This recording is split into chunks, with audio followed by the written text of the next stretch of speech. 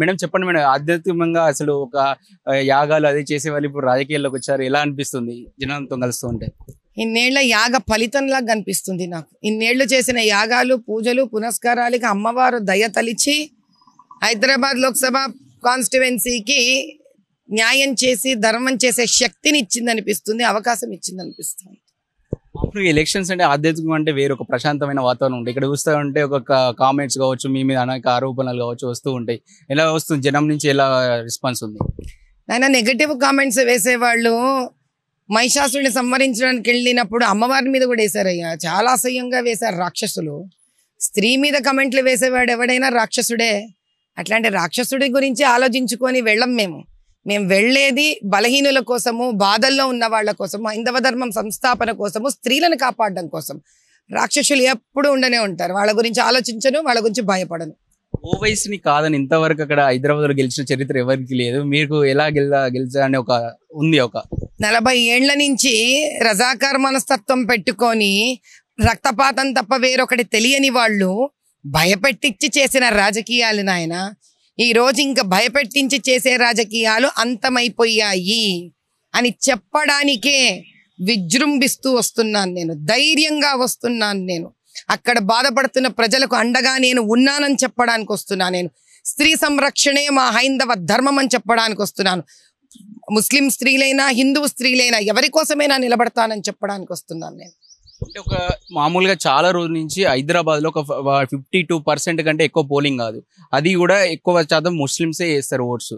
ఇప్పుడు హిందువులు చాలా తక్కువ మంది ఓటింగ్ దూరంగా ఉంటారు. మీరు ఏం చెప్తున్నారు? అసలు ఒకవేళ మీరు గెలవాలనుకుంటే హిందువుల ఓట్లు ఎక్కువ పోలరైజ్ చేయాలి, ఒక 70%కి తీసుకెళ్తే మీకు గెలుపు ఛాన్సెస్ ఉంటాయి. హిందువుల గురించి నాకు ఇబ్బంది లేదు, ఆలోచన లేదు. మా హిందువుల అన్నదమ్ములందరూ, అక్క చెల్లెళ్ళందరూ ఒక్కటయ్యే సమయం వచ్చింది. అది వాళ్ళకు కూడా తెలుసు. వాళ్ళు ప్రతి ఒక్కళ్ళ ఇండ్ల నుంచి లేస్తారు. ఇది ఒక్క హైదరాబాద్ లోక్సభ మాత్రమే కాదు, 17 లోక్సభలలో నుంచి హిందువులందరూ లేచి వెళ్ళి వాళ్ళ ఎంపీలకు మోదీ సర్కార్ కింద టికెట్ వచ్చిన ప్రతి ఒక్కరికి ఓట్లు వేస్తారు. ఇప్పుడు ముస్లింల గురించి కనుక మీరు వస్తే, మా హైదరాబాద్ లోక్సభ పార్లమెంట్లో 6 లక్షలకు పైగా ఉన్న బోగస్ ఓట్లనంతా తీయించేస్తాం. ఎలా తీయించగలుగుతారు? అది తీస్తాము, తీయించాక మేము గెలుస్తాము. అప్పుడు రండి, హాయిగా చాయ్ పానీ మీద అసలు విషయాలు చెప్తా. అంతవరకు బయటికి చెప్పం మేము అవేంటి ఎలా చేస్తామని. బీజేపీ ముస్లిం మహిళల కోసం త్రిబుల్ తలాక్ తెచ్చింది. ఇలా వాళ్ళకి చెప్తా ఉంటే అర్థం చేసుకుంటారు త్రిబుల్ తలాక్ అనేది మీకోసము, అంటే మహిళల బాగు కోసం అని వాళ్ళకి అర్థం అవుతుందా? లేకపోతే వాళ్ళ ఓట్లు బీజేపీకి పడే అవకాశం ఉందా పాదబస్తీలో? మంచి ప్రశ్న వేసాము నాయన. ట్రిపుల్ తలాక్ వచ్చినప్పుడు హైదరాబాద్లో నేను వన్ ఆఫ్ ది మెంబర్స్ దాని గురించి పోరాడిన వాళ్ళలో.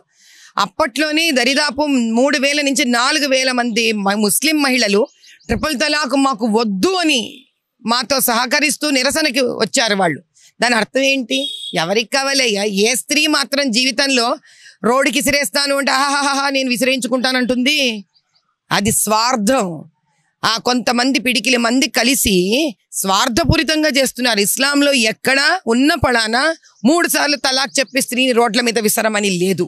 మరి ఎందుకు అవుతోంది ఇది అని అంటే, వాళ్లకు అంత జ్ఞానం లేకపోవడం, ముస్లిం స్త్రీలను భయపెట్టించేయడం, వాళ్ళకి చదువు ఇవ్వకపోవడం, వాళ్ళని ఇళ్లల్లో బంధించి వేసేయడం.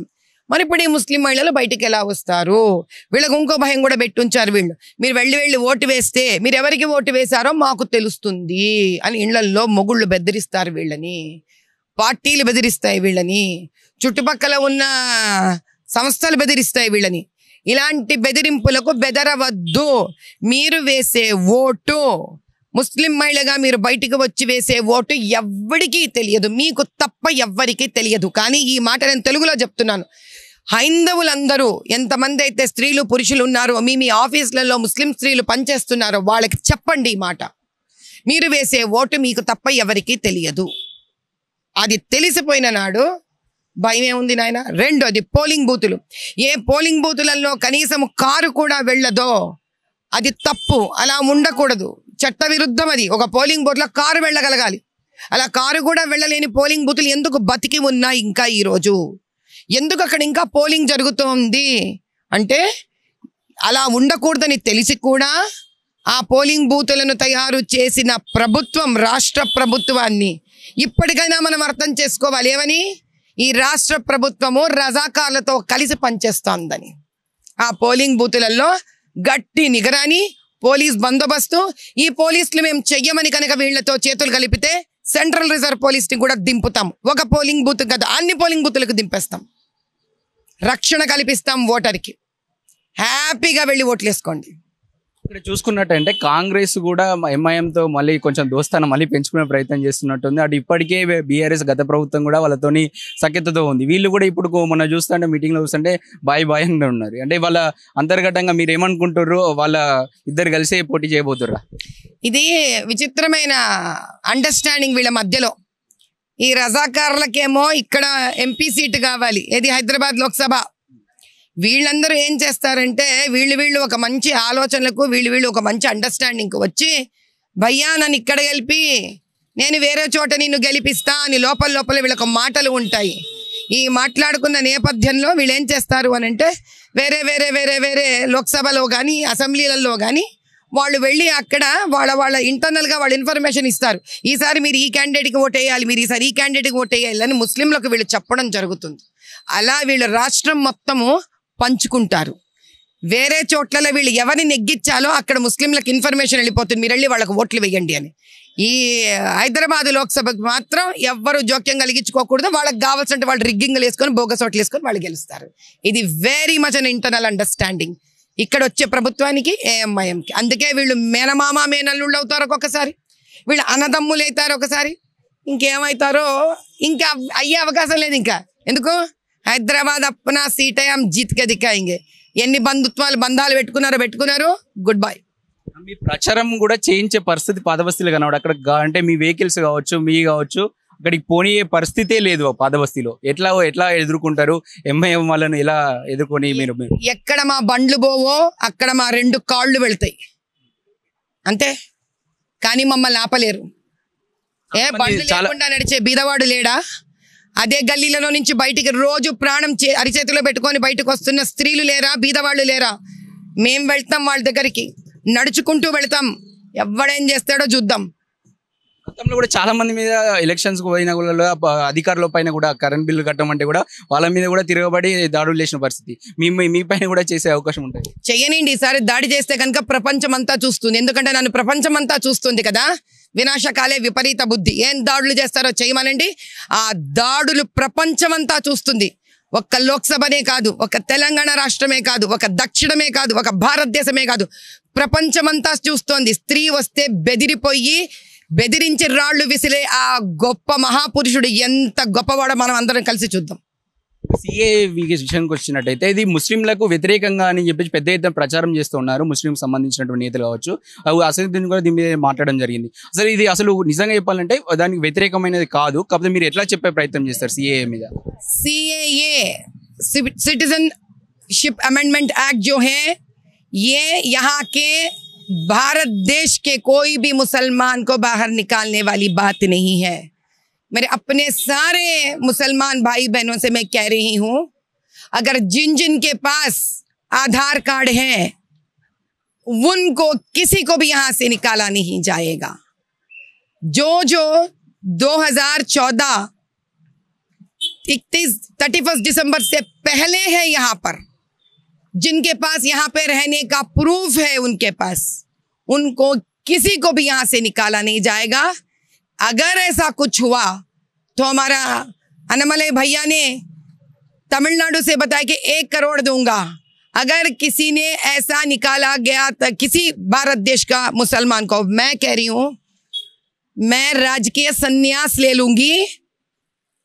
अगर एक भी मुसलमान भाई और बहन यहां से निकाला जाएगा, जिसने 2014 31 दिसंबर से पहले यहाँ पे जी रहे थे, मैं निकल जाऊंगी, पॉलिटिक्स में से निकल जाऊंगी. आपके लिए हिम्मत रहना चाहिए एक बात देने के लिए. कोई 1 करोड़ देने के लिए आगे आया भैया, और मैं पूरा संन्यास लेने के लिए आगे आ रही हूं. ये है हमारा मोदी भैया का वादा. हम जब देते हैं धर्म के लिए देते हैं, धर्म को निभाने के लिए देते हैं, पॉलिटिक्स करने नहीं देते हैं, वोट बैंक के लिए नहीं देते हैं. మాధవీలత గెలిస్తే హైదరాబాద్ ఓల్డ్ సిటీకి ఏం చేస్తారంటే ఏం చెప్తారు? ఏం చేస్తానో చెప్పాలా? అన్నీ చేస్తాను. సందులు గొంతులలో వెళ్ళి పోలింగ్ బూతులలో ఓట్లు వేయలేరు కదా, ధర్మబద్ధమైన పోలింగ్ బూత్లను చేసుకుందాం. స్ట్రీట్ లైట్స్ లేకుండా పేపర్ల మీద స్ట్రీట్ లైట్స్ ఉన్నాయి కదా, అది పేపర్ల మీద నుంచి రోడ్ల మీదకి వచ్చేటట్టు చేద్దాం. పేపర్లో మాత్రమే వెలిగే బల్బులు ఉన్నాయి కదా, అవి రోడ్ల మీద వెలిగేటట్టు చేద్దాం. నాలాలు ఏవైతే సాఫ్గా లేవో నాలాలు సాఫులు చేయిద్దాం. ఎన్ని గుళ్ళైతే 800-900 సంవత్సరాలుగా ఉండి ప్రాముఖ్యత గాంచినాయా అవన్నీ టూరిజంలో డెవలప్ చేద్దాం. ఏ ఆడపిల్లలకైతే సంరక్షణ లేదో ఆడపిల్లలకు సంరక్షణ ఇద్దాం. ఏ యువతులకైతే ఉద్యోగాలు లేవో ఆ యువతులకు ఉద్యోగాలు ఇద్దాం. ఏ యూనివర్సిటీలు అయితే ఇక్కడ లేవనుకుంటున్నామో ఆ యూనివర్సిటీలను పెడదాం. ఏ మాల్స్ అయితే లేవనుకుంటున్నామో ఆ మాల్స్ పెడతాం. ఏ థియేటర్స్ అయితే లేవనుకున్నారో థియేటర్స్ని పెడదాం. ఇంకేం చేద్దాం? అన్నీ చేద్దాం, కలిసి చేద్దాం. సబ్కా సాత్ సబ్కా వికాస్. ఇది సంగతి మాధులతమని చెప్తున్నారు. భారతదేశం అంతా చూస్తుంది, వీళ్ళు కనుక నాపై దాడి చేస్తే ఊరుకునే పరిస్థితి లేదు. హైదరాబాద్ లో మాత్రం నాదే గెలుపు అని చెప్పేసి వారు మనతో పాటు చెప్తున్నారు. కెమెరామెన్ రాకేష్ తో అక్షిత్, హైదరాబాద్.